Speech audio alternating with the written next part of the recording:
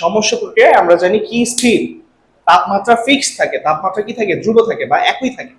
তাহলে পরিবর্তন হয় কার কার কার, চাপ আর আয়তন। তাহলে আমরা জানি এই প্রক্রিয়া হচ্ছে কি, তাপমাত্রা স্থির, টি স্থির, টি স্থির কিন্তু কিন্তু পরিবর্তন হয় চাপ এবং আয়তনের, চাপ এবং ভি এর, এই দুইটার কি হবে আমাদের পরিবর্তন হবে, চাপ আর আয়তনের পরিবর্তন হবে। ক্লিয়ার? ওকে ওকে, তো আমরা এখন গ্রাফ শুরু করব। আমরা কি করব, গ্রাফ শুরু করব।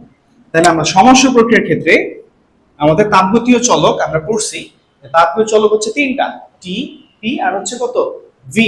এখানে আমাদের টি স্থির, তো হচ্ছে আমাদের সমস্যা প্রক্রিয়ায় যদি বলতো পি এর সাথে ভি এর গ্রাফ কেমন হবে, যদি বলতো পি এর সাথে ভি এর গ্রাফ কেমন হবে, তো আমরা হচ্ছে আদর্শ গ্যাসের সূত্রে যাব। আদর্শ গ্যাসের আমরা সূত্র পড়ছিলাম, পিভি সমান সমান কত, এন আর টি। পিভি সমান সমান কি পড়ছিলাম, এন আর টি সূত্র পড়ছিলাম। তাহলে এখানে দেখো আমাদের আমাদের পি এর সাথে হচ্ছে ভি এর সম্পর্ক, তাহলে ভি কে আমাদের ওই পাশে পাঠিয়ে দিতে হবে। তাহলে থাকে কি, দেখো N R T divide by কত, V. N R T divide by কত থাকে, ভি থাকে। এবার একটু তাকাও, আমাদের এখানে বলছে কি স্থির, আমাদের এখানে কি স্থির, আমাদের এখানে হচ্ছে টি স্থির। তাহলে টি যেহেতু স্থির, এই পুরাটাকে আমরা কি বলতে পারি, কনস্ট্যান্ট বলতে পারি, কারণ এন কনস্ট্যান্ট, আরও হচ্ছে কনস্ট্যান্ট, আর টিও তো স্থির, তার মানে সেও কনস্ট্যান্ট হয়ে গেছে, মানে ধ্রুবক হয়ে গেছে।